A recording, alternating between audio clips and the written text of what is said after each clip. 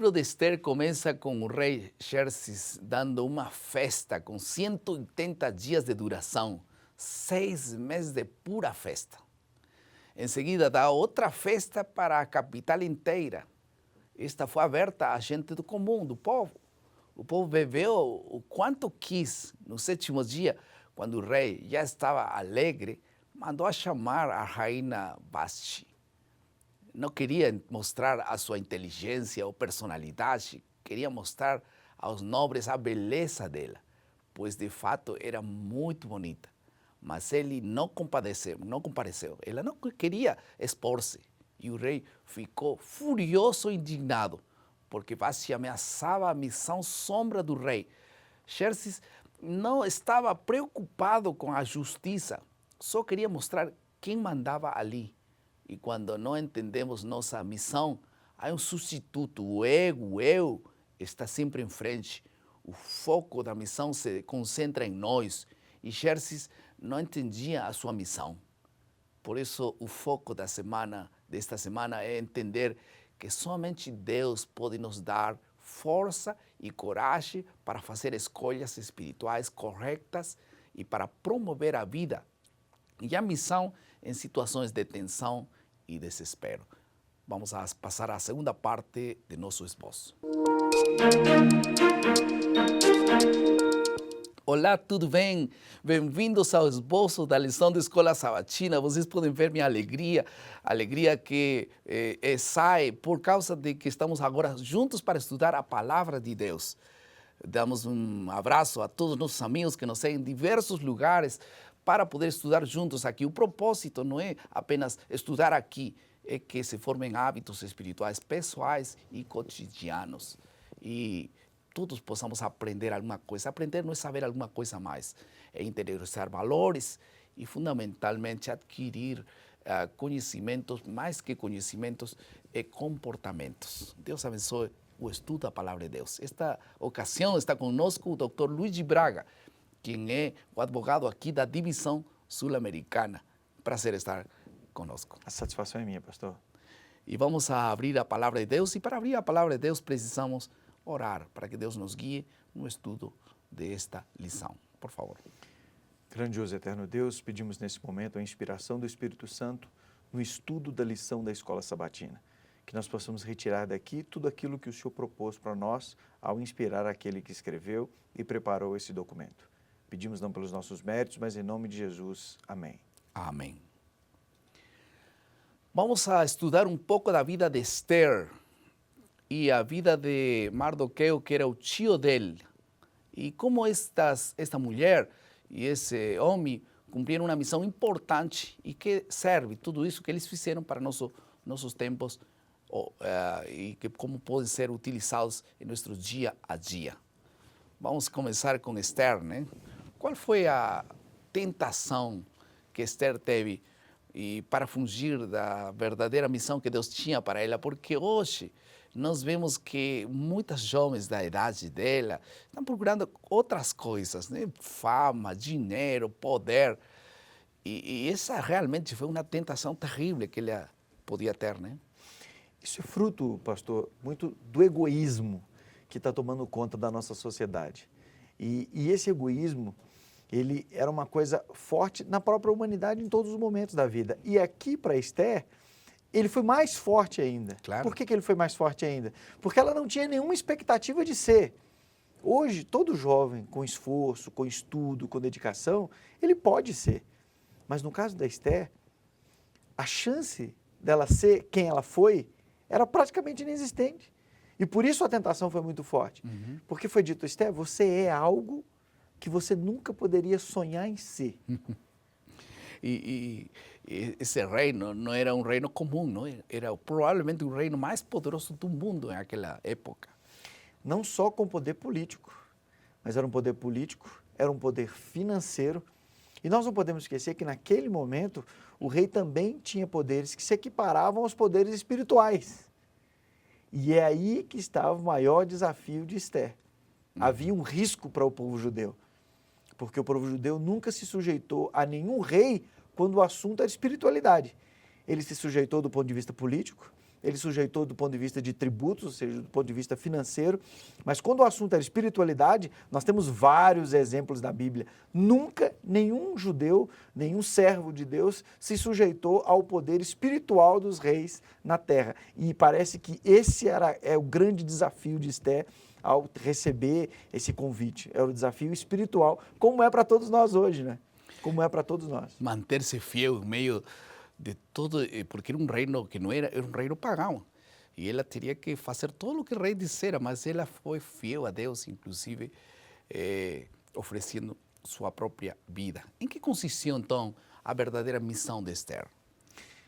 Sabe, pastor, existe um item do certificado de batismo na Igreja Adventista que às vezes nós não damos tanta importância para ele. E nesse item do certificado a gente promete sustentar a igreja com dízimos, ofertas e com a nossa influência.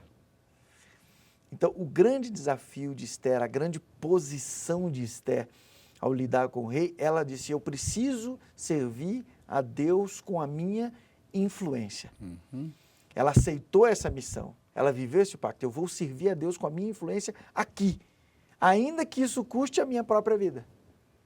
Então veja que beleza isso, né? Maravilhoso, a influência dela não poderia ser diferente. Ninguém tinha a posição dela, só ela podia fazer o que podia fazer, testemunhar perante os reis, nesse caso do governo, que estava agora dentro dela, mas também tinha outra missão que ainda ele nem sabia, talvez nesse momento que assumiu o reino, ela não se imaginava, que era salvar seu próprio povo da destruição total. Isso vamos ver um pouco depois. Agora, a pergunta, como que ele encarou, como Esther encarou essa missão? Porque agora sim, ela já sabe que seu povo está em perigo e que vai ser eminentemente destruído. Como é que ele encarou? Que características essenciais de Esther são muito essenciais hoje também para cumprir a missão? Esther tinha tudo para relativizar a missão dela. Primeiro, ela foi substituta de uma mulher que foi assassinada porque desagradou. E ela agora tem uma ameaça a todo o povo dela. Então veja, de um lado, ela tinha a certeza de que o rei, se tivesse que matar a rainha por ser desagradado, ele mataria. E tinha também agora um decreto, uma lei, um aspecto legal contra o povo dela. Então veja, o tamanho do desafio de Esther naquela situação, ela tinha todos os requisitos para qualquer um de nós. Se a visse tomando uma atitude diferente, teria dito assim, olha, eu acho que Esther, no lugar de Esther eu não faria diferente. Mas Esther fez diferente, não é? Esther, ela manteve o foco na salvação, ela manteve o foco de que eu ainda, que a minha vida esteja em jogo, eu estou aqui, Deus permitiu que eu chegasse a esse lugar e aqui, nesse lugar, eu vou ocupar espaço. Inclusive, nós vamos falar mais ou menos daqui a pouco de Mardoqueu, mas o Mardoqueu, o grande passo dele foi exatamente nesse momento de dificuldade, ele lança para ela o desafio, né? Como os pastores hoje lançam desafios para nós, o discipulado, como os pastores hoje lançam para nós os desafios para aqueles que têm influência. São desafiados a serem centros de influência. E também as oportunidades. Nem todo mundo tem as oportunidades e nem todo mundo aproveita as oportunidades. Eu creio que ele aproveitou bem a oportunidade que teve. Inclusive, há uma declaração na Bíblia, especificamente no capítulo 4, versículo 16 ou 14, onde ela manifesta que se essa oportunidade chegou, pois ela estaria disposta a cumprir. Como que diz a Bíblia aí? A Bíblia diz em 4,14, pastor, o texto que o senhor quer, diz porque se de todo te calares agora, de outra parte se levantará para os judeus socorro e livramento, mas tu e a casa do teu pai perecereis. E quem sabe se para a conjuntura como esta é que fosse elevada a rainha. Ou seja, é o desafio. Quem sabe não é esse o motivo, né? Realmente ela aproveitou a oportunidade que Deus deu, né? Todos nós temos oportunidades, mas nem todo mundo aproveita. E esse é um assunto do qual nós todos vamos dar conta quando tenhamos que prestar contas a Deus de todas nossas oportunidades. Agora, um assunto bonito também na vida de Esther, quando ele enfrentou as dificuldades, ela teve uma atitude espiritual, né? jejum e oração. Como é que ela considerou estes assuntos fundamentais na vida antes de enfrentar uma missão? Esse é um ponto especial de Esther. Apesar dela ter um desafio iminente, apesar dela ter um desafio que reclamava urgência, apesar dela ter um desafio que ela tinha que tomar uma atitude de imediato ali, ela o que foi? Ela foi a Deus buscar primeiro prudência e equilíbrio. E ela buscou prudência, equilíbrio e sabedoria através exatamente do jejum e da oração. Então, quando nós temos um desafio grande pela frente, nós temos que seguir o exemplo de Esther. Mesmo que o tema reclame de nós uma atitude rápida, nós temos que primeiro nos preparar. O tempo que ela gastou se preparando em jejum e oração foi que deu a ela a sabedoria para ser precisa no momento certo, na situação certa, no tom certo e na atitude correta para conquistar do rei o espaço primeiro, a confiança e a misericórdia, não só para ela, porque ela entrou nos aposentos do rei sem ter autorização, mas através daquele ato, ao receber ela misericórdia, ela acabou transferindo essa misericórdia um pouco depois também para todo o povo judeu. E isso se chama ousadia, né? Coragem. Ela não teve coragem porque era corajosa. Eu acho que porque Deus colocou coragem em seu coração. Essa declaração importante que nós encontramos em Esther 4:16, não sei se podemos ler, é uma declaração forte, né? Porque ali menciona de que ela estava disposta, inclusive, a morrer, né? Ela disse, vai, ajunta todos os judeus que se acharem em Suzã, e jejuai por mim, e não comais nem bebais por 3 dias, nem de noite nem de dia. E eu, as minhas servas, também jejuaremos. Depois irei ter com o rei. E ainda que é contra a lei, se perecer, pereci. Imaginem, eu estou aqui para cumprir uma missão e esse é o meu desafio. E para esse desafio eu sou capaz de chegar até o final, ainda que o final seja a minha própria morte. E isso é uma pessoa que sabe bem o que é cumprir a missão. E cumprir a missão, e esse coragem vem de Deus, né? O próprio Jesus não queria morrer na cruz, né? Se é possível, passe de mim esta copa. Jesus não era um louco suicida. Aqui estou, eu quero morrer. Que alegria.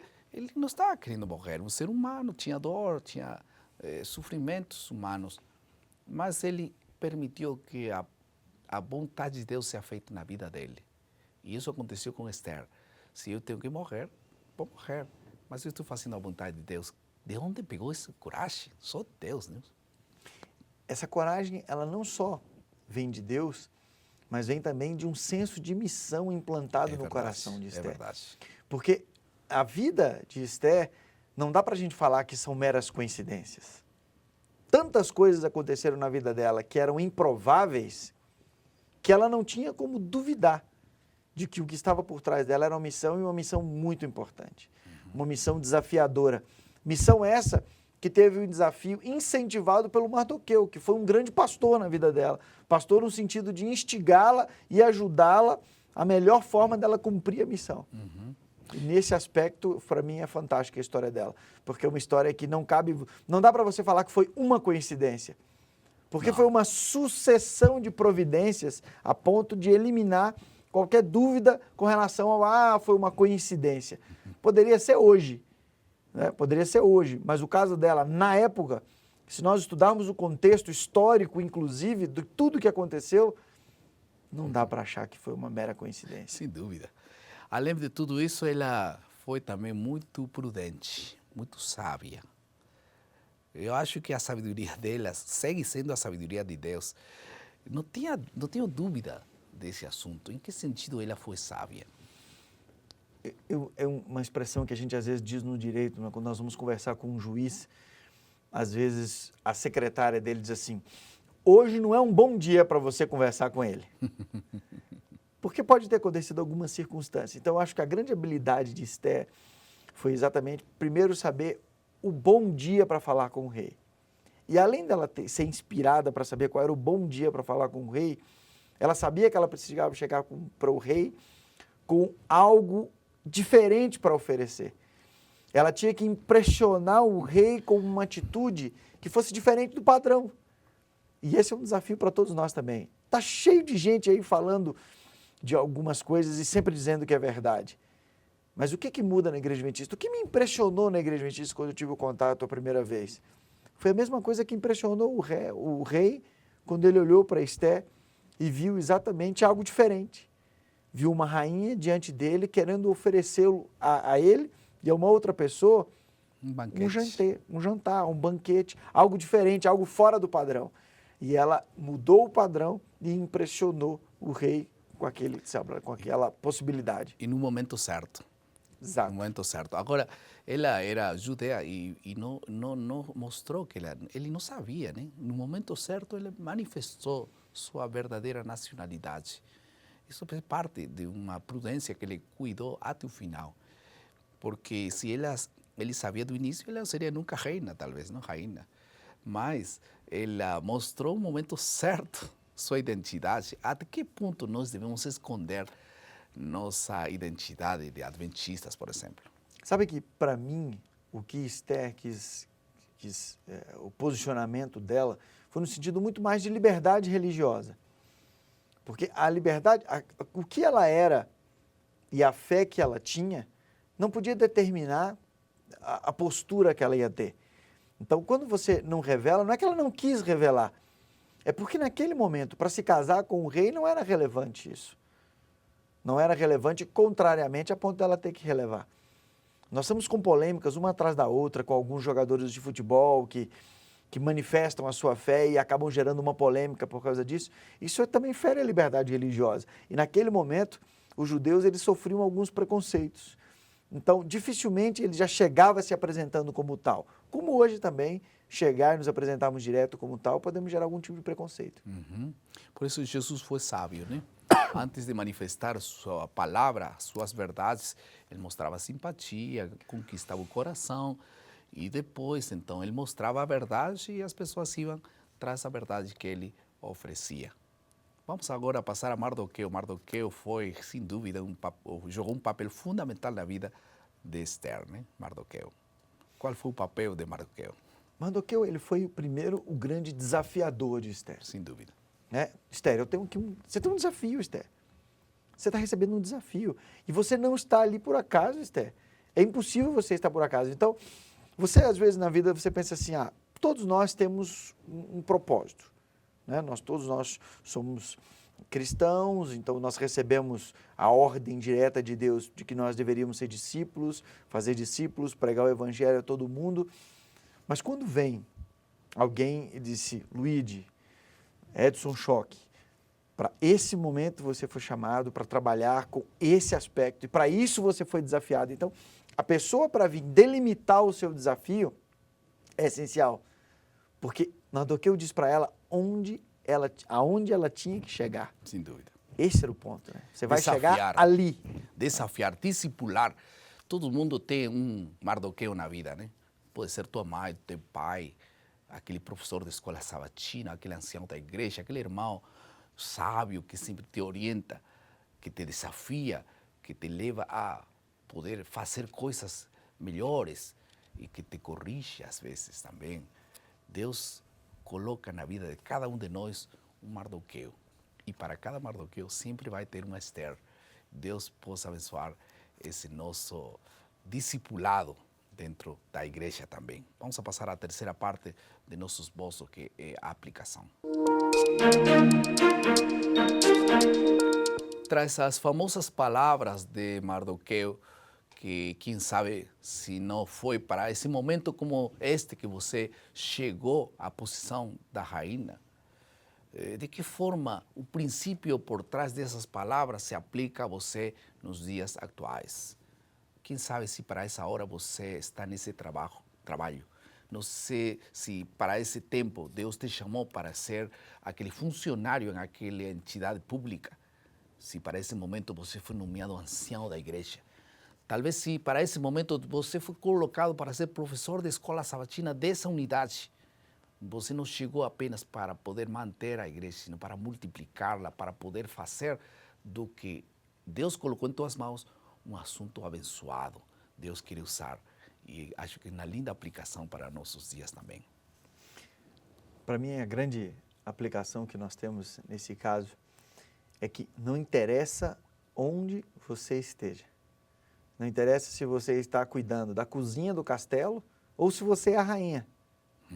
Não interessa se você é o zelador, não interessa se você tem a missão do Mardoqueu, não interessa se você está sob risco de vida, não interessa qual é a circunstância. Onde você estiver, no local em que você estiver, você é o centro de influência mais poderoso que Deus pode ter. Amém. E que Deus use cada um de nós. Vamos ouvir agora o comentário da lição pelo autor da lição, que escreveu e que gravou este mensagem especificamente para nosso programa.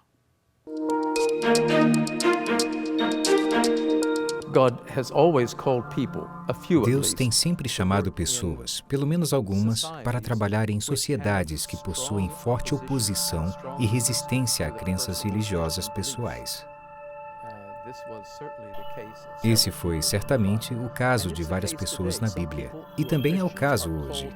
Algumas pessoas cristãs que são chamadas a trabalhar em países de filosofias ateístas ou países fortemente comprometidos com alguma outra religião não cristã. Quão abertos ou quão honestos eles devem ser? Esses cristãos que trabalham como missionários nessas sociedades, será que eles não têm que manter muita coisa para si, para proteger sua própria vida, para evitar ser deportado do país ou mesmo enfrentar algo pior? Acho que precisamos ver de uma forma diferente. Pegue um professor, por exemplo. Um professor introduz física. Ele não começa falando sobre a segunda lei da termodinâmica na primeira aula. Talvez nem sequer na segunda aula. O professor tende a começar com o básico com seus alunos e gradualmente mostra mais e mais sobre o que ele realmente acredita que seja importante para eles. O médico faz a mesma coisa.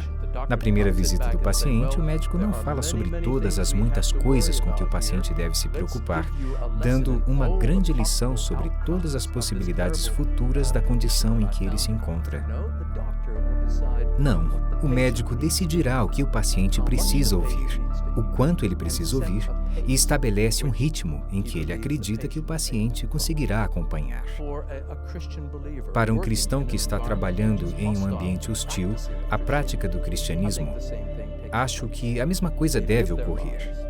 Eles vivem suas vidas e, como Daniel, realizam excelente trabalho, ganham uma reputação por seu bom trabalho. E as pessoas, eventualmente, vão querer saber um pouco mais sobre o que você acredita, sobre o que te inspira, ou mesmo um pouco sobre o Jesus que sabe ser honrado por você. Essa é a forma que penso ser ideal para o trabalho em ambientes hostis. Você e eu fomos criados para ter uma missão na vida. Mas se não buscamos a missão para a qual Deus nos criou, encontraremos um substituto. Como foi acontecer que, por exemplo, todas as mulheres do império, de todas as mulheres do império, uma menina judia foi chamada para ser rainha daquele reino. Como foi que acontecer que de todo o povo, de todo o império, Mardoqueu foi o responsável por salvar a vida do rei em um assassinato? Foi acontecer de que o rei padecesse de insônia justo na noite anterior em que Naamã mandou a construir uma forca para Mardoqueu? Como foi acontecer que, dentre tantas histórias, a escolhida para ser lida ao rei e foi narrada para ele, foi aquele momento que Mardoqueu lhe salvara a vida? Nada na vida é casualidade. Deus conduz as coisas para cumprir seu propósito. Esta semana você tem uma missão. E quem sabe se para esse momento como este você está nesse bairro, está nessa comunidade, está professor de escola sabatina, ou para esse momento você está com esse cargo, não importa. Mas Deus tem um plano para a tua vida. Eu quero orar para que nessa semana Deus cumpra seu propósito e você possa cumprir a missão. Vamos orar. Querido Pai, muito obrigado, Senhor, por tua palavra. Abençoe o cumprimento de nossa missão. Porque quem sabe para esse tempo o Senhor nos chamou. Guia, Senhor, a decisão dessas pessoas no cumprimento da missão em nome de Jesus.